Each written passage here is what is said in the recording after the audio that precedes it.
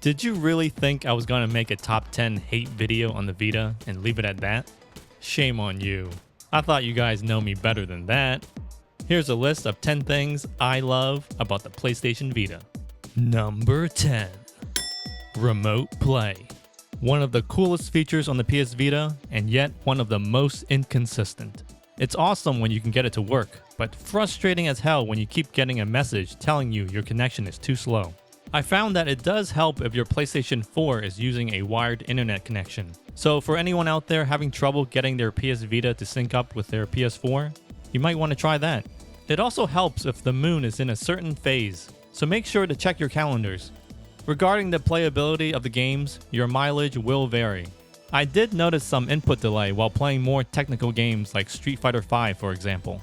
Fortnite was quite responsive actually, which was a big surprise. And Shadow of the Colossus ran pretty smoothly as well. I guess it just depends on what games you're trying to play. If you're fortunate enough to have all the right parameters fall into place, then be prepared for something special. You now have a portable PlayStation 4 in the palm of your hand. Number 9. Portability. Well, this one's a no-brainer. It's a handheld, so of course it's going to be portable. The screen isn't too small, and it isn't too big. It has the perfect portability to screen size ratio. I love the look of the PSP, but I always felt the screen was just a tad too small in comparison to the PS Vita. Previous handheld consoles took a smaller form factor because it had to be able to fit inside your pocket. But with that, the screen stayed at a relatively small size. With the PS Vita, portability wasn't sacrificed, even with a larger screen. I can still fit it in my pocket without having it weigh me down.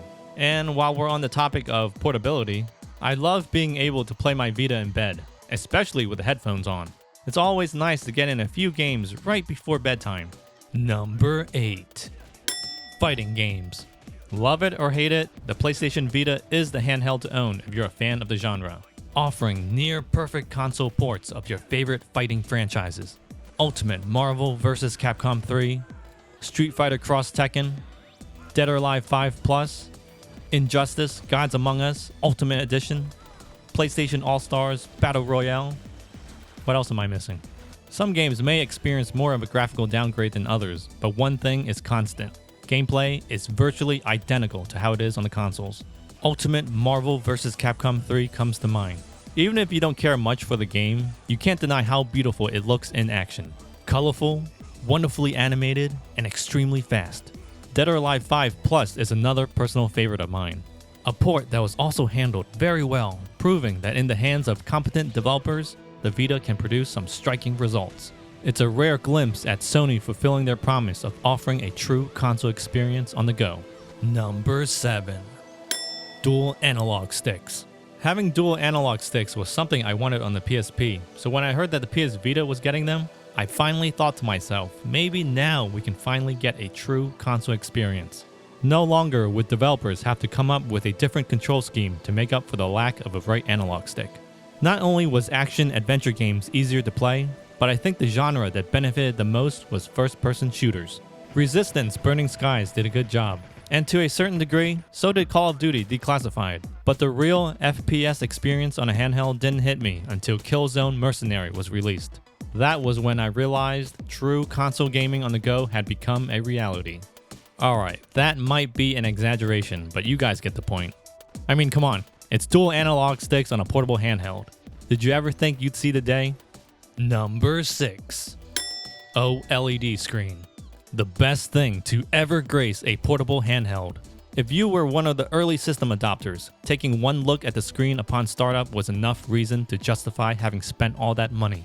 Colors are rich, deep, and vibrant. I couldn't believe my eyes when I first played Muramasa Rebirth. The way the colors just pop off the screen was absolutely sublime. I remember running through the wheat fields and seeing how beautiful everything looked. It was just so calming. And I don't even know how else to describe it. It's like watching anime, but on Blu-ray. Unless the game was poorly developed, every quality title on the PS Vita looked amazing. Don't go by what you see on the screen. The footage is nothing compared to what it actually looks like in person. When placed side by side, this is one area where the 3DS doesn't even hold a candle to the PlayStation Vita. Unfortunately, Sony removed this feature on the later slim model to cut back on costs, So if you want the OLED, make sure it's a first generation Vita. But if you've got a slim Vita, don't fret. The lighter design and improved battery life is a nice trade-off in my opinion. The games are still just as enjoyable regardless of which model you go with. Number 5. Exclusivity. And when I say exclusivity, I don't mean games. It's more like being part of a secret club. A sense of belonging, if you will. That's what it's like owning a PS Vita. You feel like you're part of something that's not really well known. While everyone else is out playing with their Nintendo devices, you have a console that felt a little more obscure, a little more grown up, and dare I say, a little more sophisticated. It offers a lot of features, but it doesn't necessarily perform any one of them very well. There's a feeling of untapped potential that only a PS Vita owner will truly understand. Those who have never played or own one just won't get it. There's a lot of haters, but there's also a lot of support from people who share your passion. You start to find yourself gravitating towards those groups as you feel a strange bond forming. The PS Vita may not be popular, but thanks to a growing dedicated fan base, its presence is starting to be heard. Number 4. Indie games. Although these games can be found on other platforms, it wasn't until I got a PlayStation Vita did I finally decide to play them. Short bursts of gameplay is what gaming on a handheld is all about, and these titles provide it in spades. Not only do they play great on Sony's handheld, they look even better. Some of the most heartfelt, thought-provoking games I've ever played come from indie game development. Hotline Miami, Machinarium, I think that's Latin, Velocity 2X, Limbo, Unfinished Swan, Super Time Force, Ultra, and many more. Feel free to add any I've forgotten. If it weren't for the PlayStation Vita, there's a good chance I would have never considered playing any of these games. Number 3. First-party games. There's not a lot of them, but what's there is exceptional. Killzone Mercenary, Little Big Planet, Tearaway, Gravity Rush, Wipeout 2048, Uncharted Golden Abyss, Freedom Wars, Soul Sacrifice, Sly Cooper, Thieves in Time. If the titles I've just listed are games that interest you, then the PlayStation Vita is definitely worth picking up. Proof that Sony had somewhat of an idea at what they were doing with the PlayStation Vita. Uncharted fans will feel right at home with Golden Abyss. Although it wasn't developed by Naughty Dog themselves, Bend Studio did a commendable job at giving gamers a taste of the Uncharted franchise on the go. Little Big Planet and Sly Cooper, Thieves in Time are excellent additions to their console counterparts as well. Wipeout 2048 is blazingly fast, while Killzone Mercenary looks absolutely gorgeous. And then there's Tearaway, the one game I can think of that utilizes all the functions of Sony's handheld and actually does it well. So if you're wondering what the camera on your Vita is used for, here's the game to show you.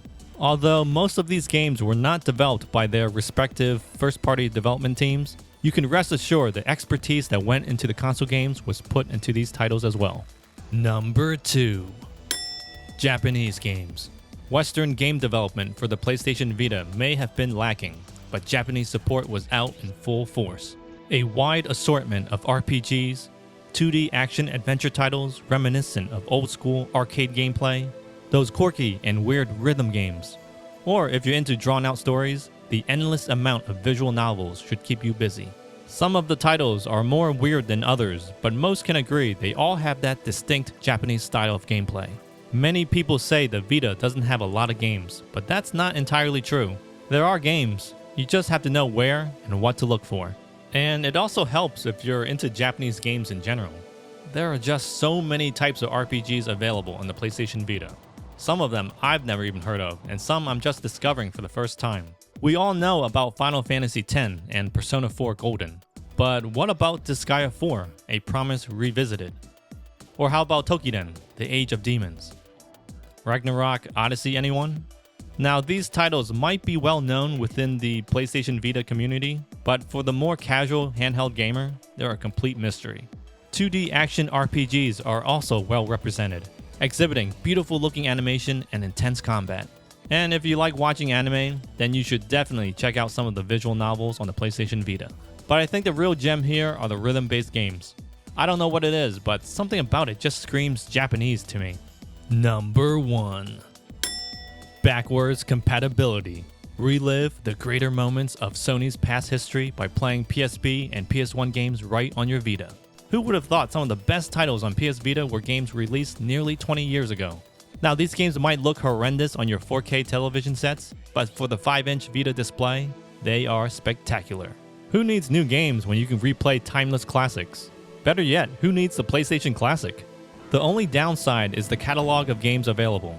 There's good variety, but considering Sony's history so far in the video game industry, you'd expect quite a bit more titles.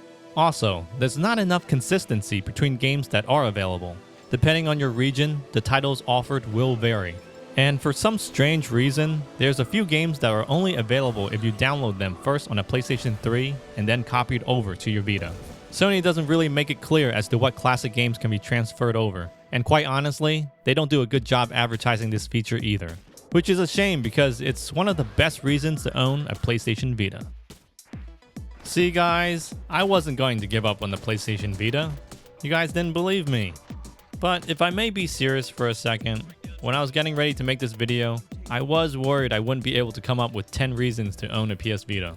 Don't get me wrong, I love the PS Vita, but coming up with 10 reasons to own one was kind of a challenge. At the most, I could only think of 5 reasons. But after going back and replaying some of the games and basically just spending time with the system, I realized there are so many reasons why I love the PS Vita. More than 10 actually.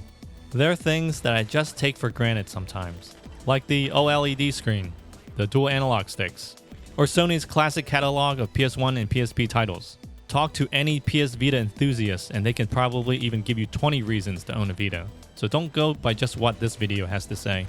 It's tough being a PS Vita owner, but it's even tougher having a YouTube channel dedicated solely to it as well. Sometimes I have my doubts about whether to just start covering a different system entirely. But after making this video, I think I'll stick with Sony's handheld for just a little longer. It's given me a newfound appreciation for the PlayStation Vita.